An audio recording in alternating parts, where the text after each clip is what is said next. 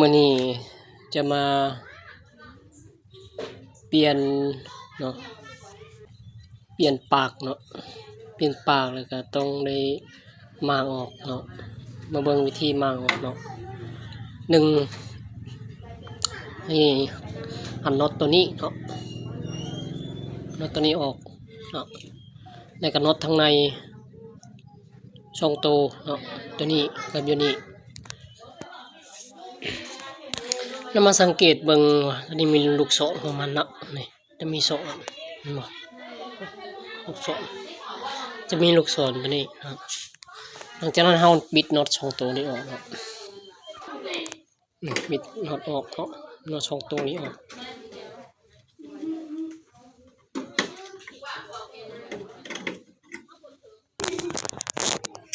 มันบิดน็อตช่องโตนี้ออกเนาะ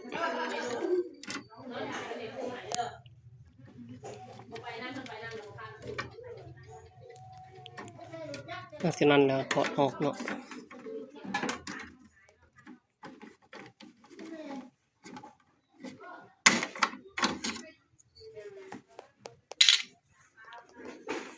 แล้วมาเอาน็อตตัวนี้ออกเนาะตัวนี้น็อตตัวนี้ออกแล้วก็น็อตตัวนี้น็อตตัวนี้เนาะยูซีโตเนาะบ่ตัวนี้จากออกแล้วถอดออกเลยเนาะแล้วสไลด์ออกมาเนาะแต่ละอัน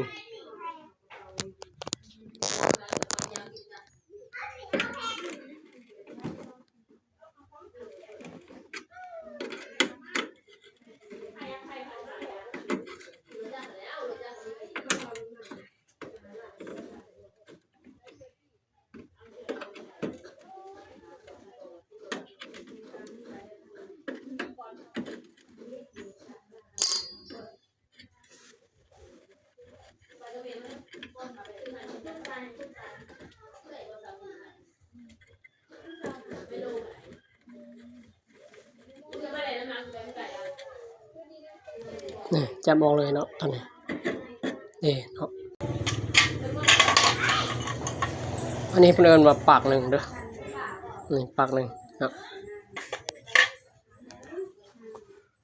ตัวนี้น็อตตัวนี้นี่เอาออกก็ได้เนาะหรือว่าบ่ออกก็ได้เพราะว่าเป็นน็อตหันจับพอเฮาจะสไลด์ออกแต่ละอันเนาะทั้งรุมพี่นี่เนาะบ่มันจะสับออกแบบนี้นี่ยูออกเลยสิเนาะยูออกสิ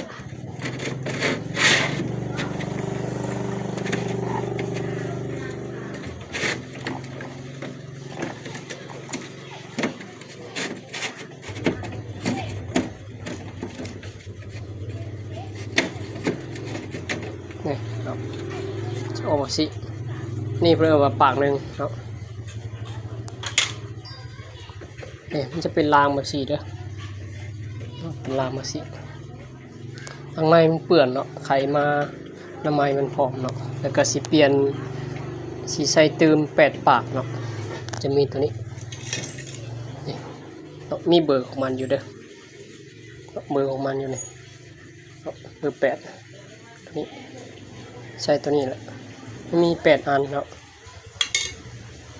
แล้วก็ถอดออกเลยแต่ละอัน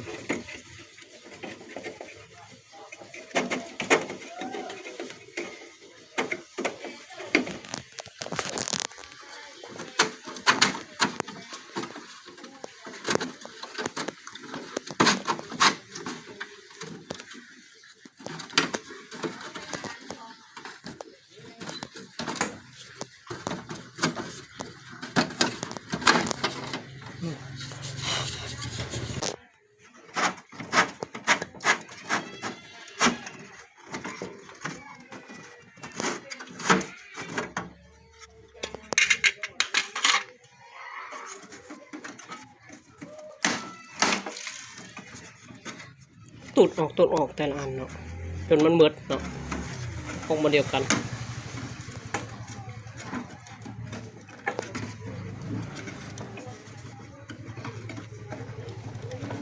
มือบางเดียวยากๆหน่อยนึงเนาะ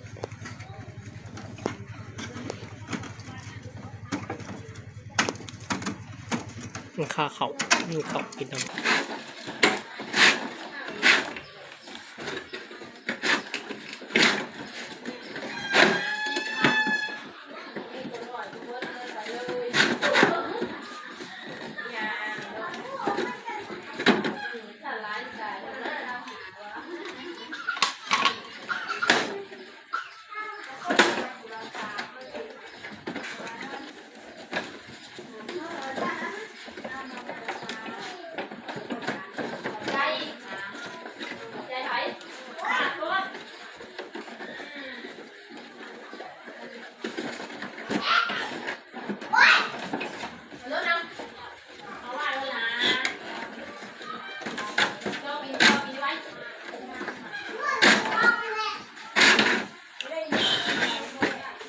พืชตัวหนึ่งเนาะมันที่ต้มข้าวมันเนาะใส่ข้าวใส่พืชตัวหนึ่งก็เลยใส่ข้าวบางคนตัวหนึ่ง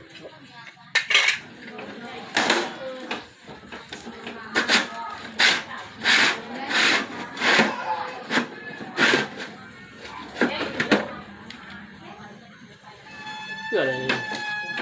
มันได้อนามัยมันเนาะปากมัน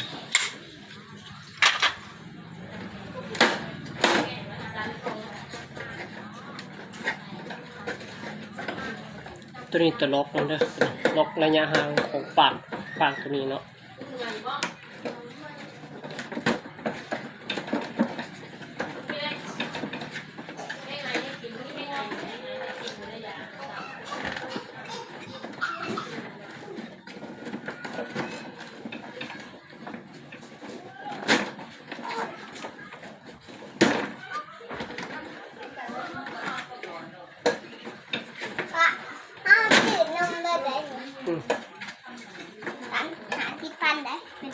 เนาะ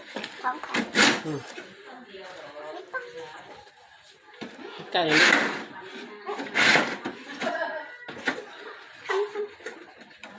มาถ่ายวิดีโออยู่เลย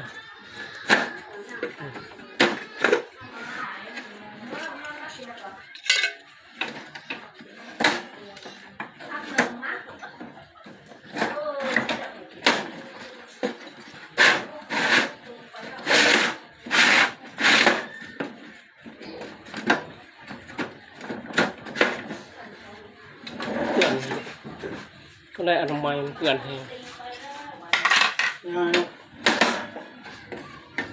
มันก็มาใหม่ใส่8 ปากบัดนะใส่7 ปากมากกว่าใส่8 ปาก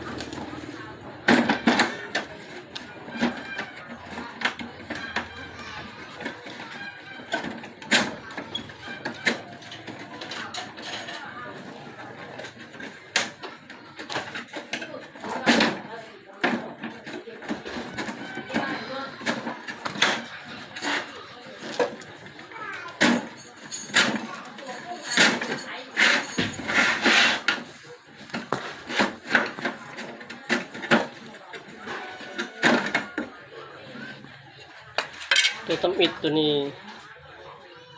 ต้องไข่ก็ได้ด้วยช้อนนี่เพราะว่าเป็นอันครึ่งไว้เวลาเข้ามามันจะเปลี่ยนน็อตตัวนี้เอาตัวไม้เข้ามาแล้วก็บิดน็อตตัวนี้เข้าแล้วเนาะ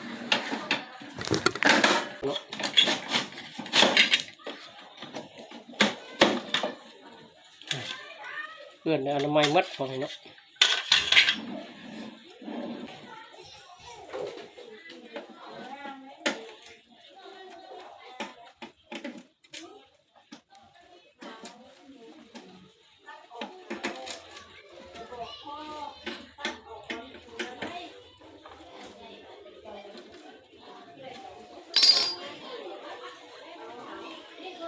สุดท้ายมันบิดน็อตตัวนี้ออกสองอันนี้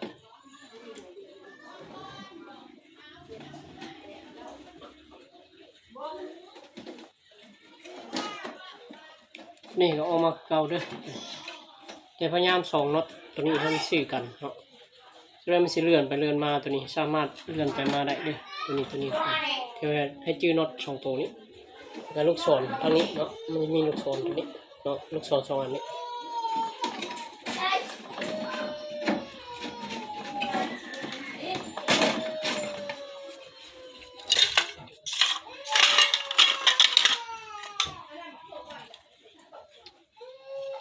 นี่ใช่ตัวเป็ดปากเนาะ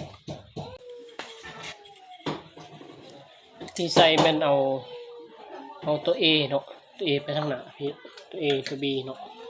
ตัว B อยู่เบื้องนี้เนาะตัว A อยู่เบื้องซ้ายเนาะเขาจะบอกให้เขาก่อนว่าถ้าจะปีนเขา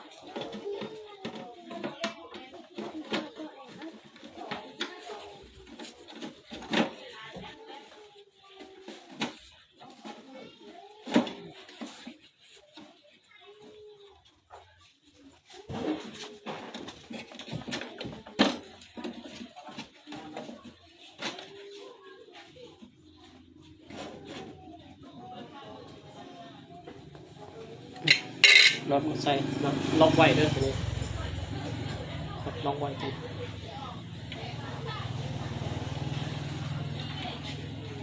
เลื่อนทุกครั้งเนาะต้องใช้ตัวนี้ก่อนล็อกน็อตไว้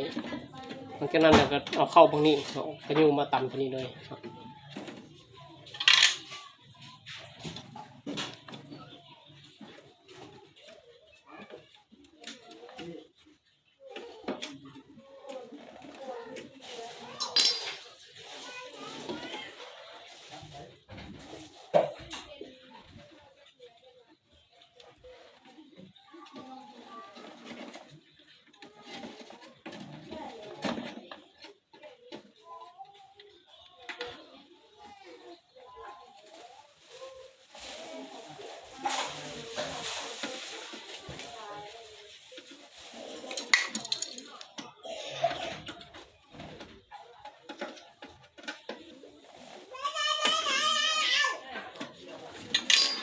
เดี๋ยวนี้มันตู8 ปากแล้วถึงเนี่ย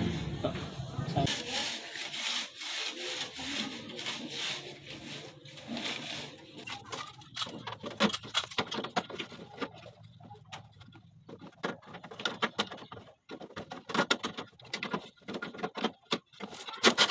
เราจะใส่ประตูนี้มันจะจังแบบนี้ตัวนี้เราไปใส่แล้วใส่ประตูมันจะมันปิดมันจะใช้ตัวนึงแล้วมาใส่ตัวนี้ตัวนี้เข้าไปนี่ก่อนนี่ก่อนเอยู่บนซ้ายดีอยู่บนขวาตรงนี้แบบนี้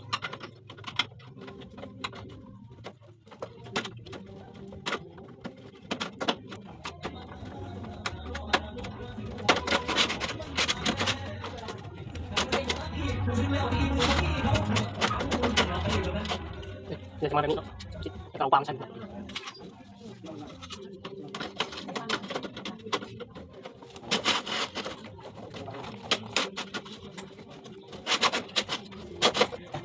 อันนี้คือเตา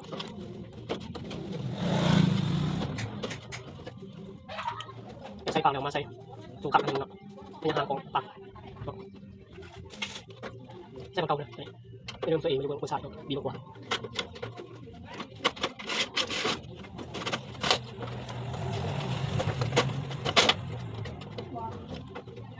ชักไปเลยเนาะตามเขา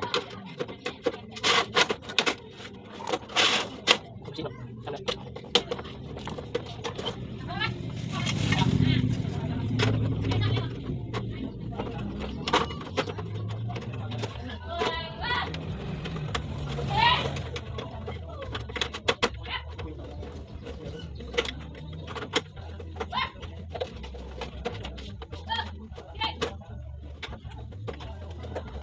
นี่ให้ก่อนจะเปลี่ยนครับต้องให้ลงตรงนี้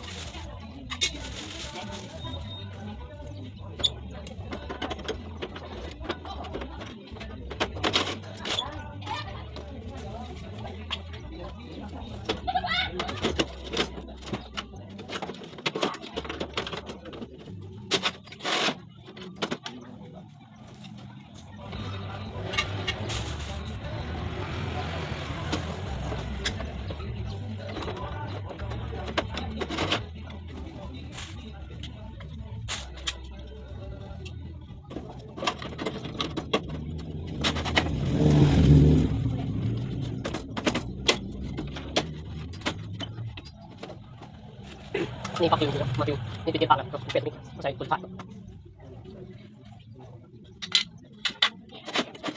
เจ้าตัวนี้ใส่กระนังกระเกาใส่นังไม่ใช่สบายยังหนึ่งตัวนี้ลูกถ่ายลูกที่เป็ดสบายลูกที่ถ่ายเลยลืมเอา ทุกคนตอนนี้ติดเขาเลยสบาย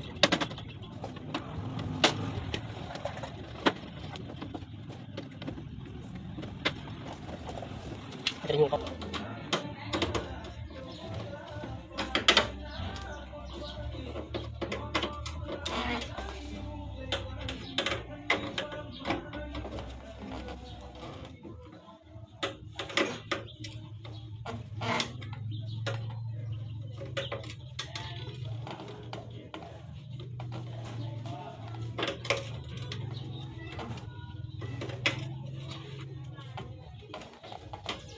วิดแน่นะวิดพอเป็นตัวยานตัว